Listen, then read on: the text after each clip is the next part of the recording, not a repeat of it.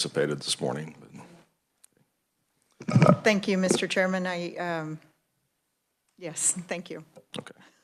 I believe as we left last night, there was an offer on the table to consider the sales tax exemption for scent into, let's see if I get my notes straight here, into House Bill 2231. I think the offer was to include 2336 and the original provisions of 2231. We'd like to counteroffer that. Did a little homework on scent last night. They look like a great and worthy organization. I still have concerns over the fact that we haven't seen that across either chamber. So I think we'll go ahead and reject that offer, but would like to propose your consideration of including the contents of Senate Bill 10 and also removing the enhancements in the tax freeze program. In 2231, we had the personal exemption clarification on head of household and the military increase for the military. And then we also had your Senate changes to the tax freeze program, some enhancements in the valuations. Still not comfortable with the fiscal note on that, but just wanted to know if you would entertain the inclusion of the contents of Senate Bill 10. That was the personal property tax exemptions. I think it was like ATVs, some small trailers, as it passed the House. The House did remove the aircraft provisions, but the watercraft, I believe, stayed in. Okay. So would you mind restating the offer? I just want to make sure we're clear. Okay. The offer would be House Bill 2231 with just the personal exemption head of household update and the increase in the military update, I think, went to 2320. Yeah, it went to equal what everyone else is. Yes, I just couldn't remember what that number was, but so it'd be that provision, the contents of Senate Bill 10 as it came out of the House Tax Committee, similar to the way the Senate passed, except removal of aircraft. And then House Bill 2336, the single factor apportionment. Okay, thank you. Do you mind if we discuss it for a moment? Certainly. Thank you. Thank you.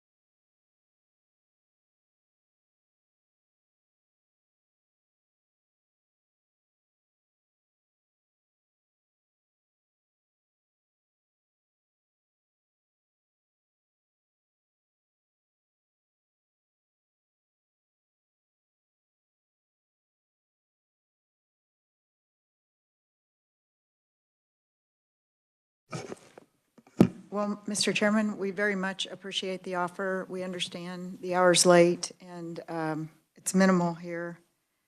We really like the 10, Senate Bill 10, obviously, and the exemptions, no problems there. 2236, we understand the House ask on that. We are going to counter with one minor thing, and it is the, we realize that you're not comfortable moving on the tax freeze for seniors and disabled vets, but what we'd like to do is change the definition of income on the existing program so that it just simplifies it and makes it the Kansas adjusted gross income. And what we would be doing is mainly, right now it's a 50% subtraction on their Social Security.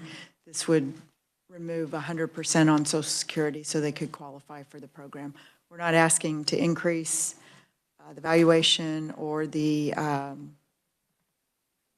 income level. We're not asking to change anything except the definition of adjusted gross.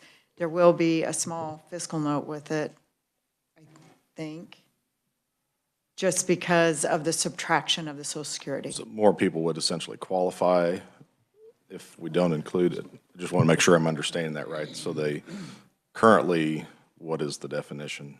It's currently it is household income, and then it's minus 50% of Social Security. So they have to add their Social Security back in and then subtract half of it. Or you can do that 50% either way. Eddie could define it better. Currently, they have to add back in half of their Social Security for their household income. We're just trying to make it so that Social Security doesn't count against the household income. That's all we were trying to do. Okay. But, and we'd like to clean up all the programs. I know you've said that too. And I think this is something that needs to occur with the other, but we don't have a fiscal note or an idea what that would do to the other programs. I'm not comfortable doing that in conference committee. We absolutely understand where you're at on the Senate program. I do agree with you. We are very good in tax about not showing up with things that have not passed one chamber or the other. And I would like to keep that record. So we very much appreciate your stance on that. Yeah, we're just asking that you take a look at this. Would you give us just a moment?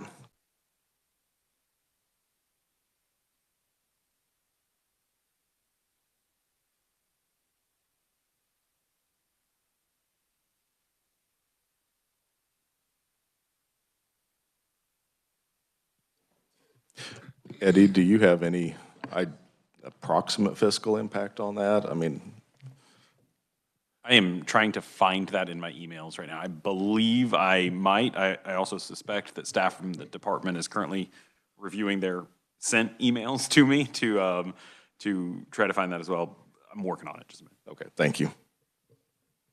I think we're certainly amenable to that. I'd just like to know what the numbers are, but I think that's a very fair compromise and a fair request.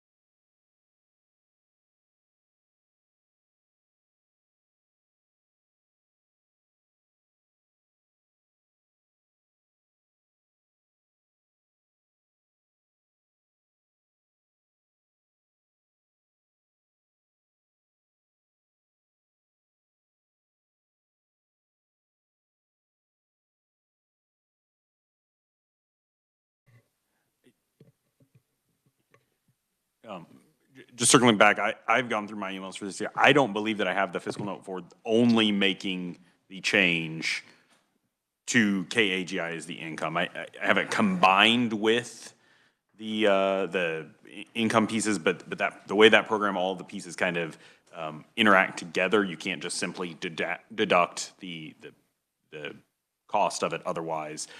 So we can't get that immediately. Okay, Representative Sawyer and I were chatting, it seemed like when we were talking about the Social Security cliff, when we repealed that, kind of your average Social Security income was around maybe that $20,000 range, so this would roughly be adding maybe $10,000 if it's half. Does that ring a bell, or is that about, I mean, it'll be different for different people, obviously, but. Yeah, and that sounds like that is probably kind of true for a median point, but that doesn't actually get us necessarily any closer to a fiscal estimate for this, because it doesn't shed any light on how many taxpayers are within $10,000 of that eligibility threshold as it stands currently. Right, I was just curious about for an individual what the impact might look like, but you know, notwithstanding that information, I think the House is willing to accept that offer. That's certainly reasonable. Thank you, Mr. Chairman. Then we're in agreement. We'll absolutely accept everything you offered. And we were visiting over here. I mean, that isn't near where we were, but we feel like it's a win on our side, so we appreciate it so much. And one of my colleagues pointed out that with his percentage ratio of wins, you know when to celebrate, and this is one to celebrate. So thank you, Mr. Chairman. So. Very good. Yeah. Okay. Well, is there anything else we need to discuss at this point then? Not at this point. Hopefully everything will go well. We'll be picking up 2275 and 2195, or 2125. Numbers are starting to float. So yes, hopefully we'll have some good news for you on those. Excellent. Very good. Thank you, Mr. Chairman. It's been a pleasure. Thank you.